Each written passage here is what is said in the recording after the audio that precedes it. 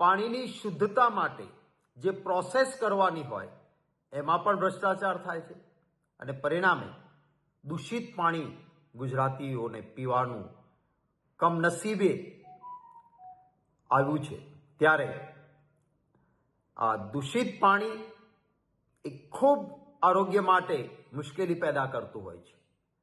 Typhoid, hepatitis, કમળો, પેટના રોગો, કિડનીના રોગો, કેન્સર, આ બધા માટેના કારણોમાં પીવાનું પાણી એ શુદ્ધ નહીં મળવું એ મુખ્ય કારણ છે।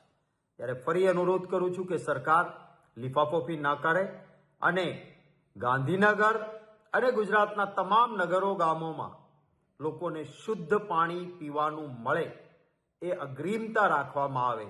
ઉત્સવો, રમત ઉત્સવો, તાઇફાઓ એ બધું પછી પહેલા લોકોની આરોગ્યની, જાનમાલની સુરક્ષા એ અતિ આવશ્યક છે।